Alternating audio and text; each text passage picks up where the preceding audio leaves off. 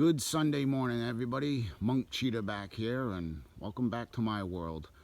I'm at a spot in the woods on a piece of state land that I like to call my backyard. I did a video on this spot last weekend, but I told myself I'm not going to go down the rabbit hole and try to dig for a bottle. I made a trail when I was here last to try to get into the home site itself, so I can do a little metal detecting in there with the Garrett 400. And then after that, I'm going to take you to a spot that has a lot of debate. It's one of the oldest spots in this area, the oldest home site that is, and it's way that direction. But until then, I'm going to look around, and if I find anything good, I'll let you know. I was supposed to go on a bottle dump hunt with the Monk Cheetah crew today, but because of the coronavirus, it was decided to be safer that we kind of social distance ourselves like we're supposed to be doing. I hope everybody's well, and if I find something good, I'll get back to you. Just found a mason jar buried by the stone wall. Got the pinpointer. Got something in there, metal. Like somebody could have buried mason jar with some coins on the stone wall. I don't know, which is funny because they got these oyster shells up here. I saw them stuck in the rocks. I'm still at the first old home site. Let me see if I can dig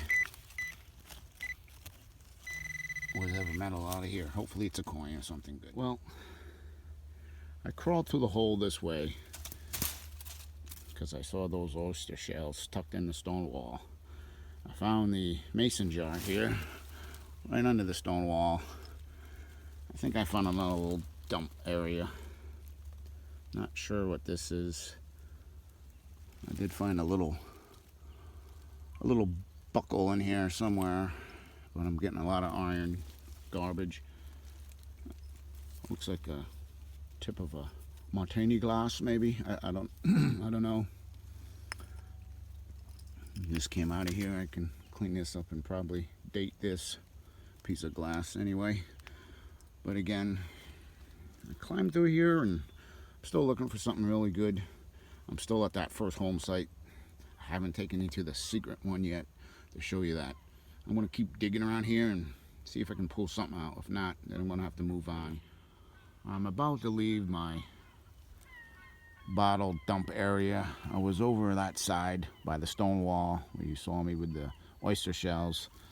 But I did find this, which was pretty interesting. It's a stopper for Leah and Pearl's Worcestershire sauce. As far as I can know, this goes back to the probably early 1900s. It's a glass stopper, aqua blue. It's pretty cool. I found that on the other side. And I found this piece of the bottom of a glass. It says safety valve pattern May 21st, 1895, and there's a pretty cool symbol on there. What I do with all these broken parts with names on them, I do like an art. I put them, I'll have to show you guys when I finish one. I put them in like cement and with the names and stuff, and they look pretty cool. But this is neat, a little stopper for Worcestershire sauce. But now I'm going to go to the oldest site, I think, in just general area. Monk Cheetah back. I just want to show you one of the freshwater wells that are out here close to this home site. This stuff is freshwater right here. Only thing I would do is boil it if I wanted to, if you needed to drink it, or put the tablets in there. But I'm still looking for treasure or coins or something. I'll let you know.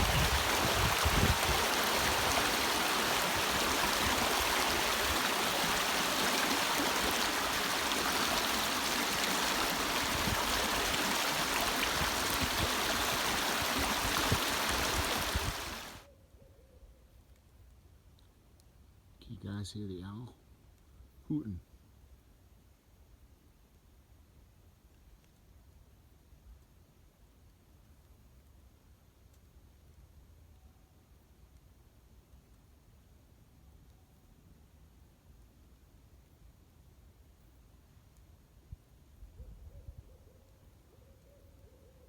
Okay, I was able to dig it out of the ground. It's a part of a bean pot, which makes sense because I'm at the site that I told you about earlier. And this particular site is up to debate with the scholars and educated people about a man named Venture Smith. He was a slave in the 1800s. He was able to pay for his freedom from his master. And he was able to buy like 30 acres out here. You can see the home site right here. And then there's a well, hand-dug well right here. And the debate is, there's another home site that the scholars and the educated people say that he lived up over here. I don't think so.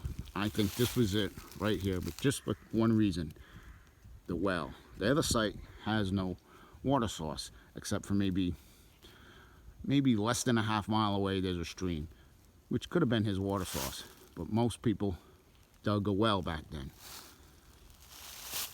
This is one of the first spots I came when I got my metal detector, so I have detected this area.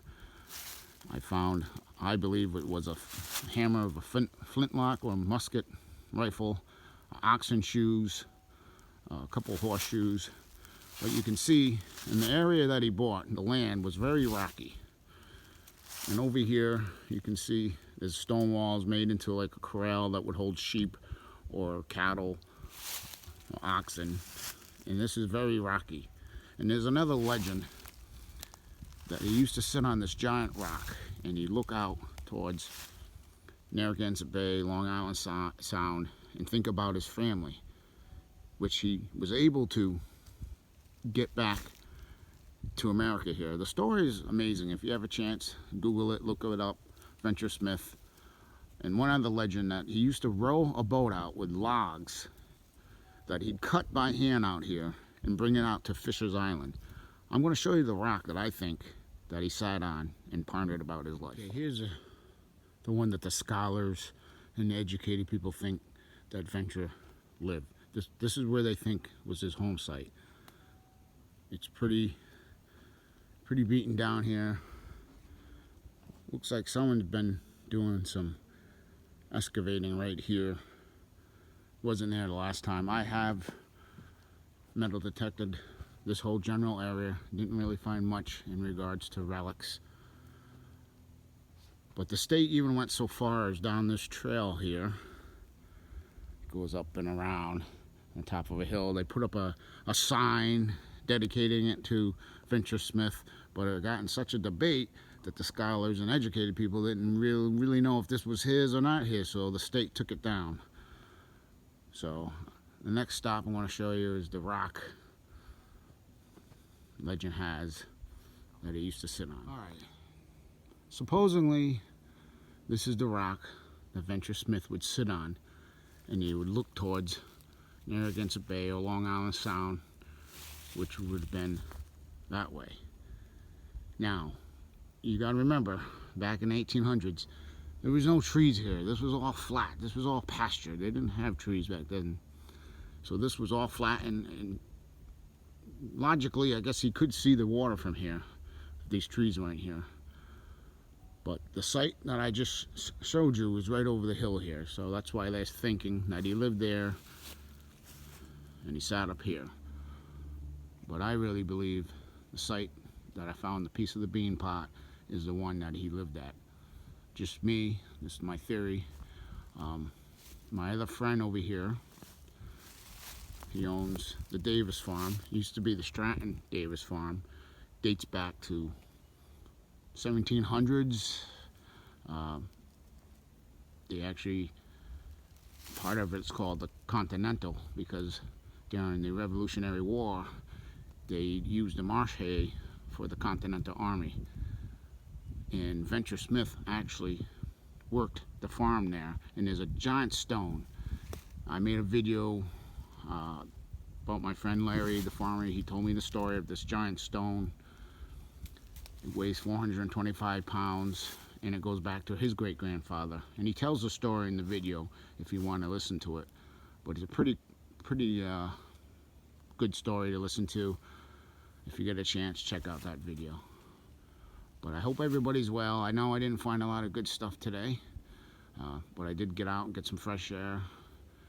And in spite of all this negativity, I hope this makes your mind think of other things than the plague. And I hope everything stays well. And like I always say at the end of my videos, you just don't know what you're going to find when you take a walk in the woods of New England. Monk Cheetah out.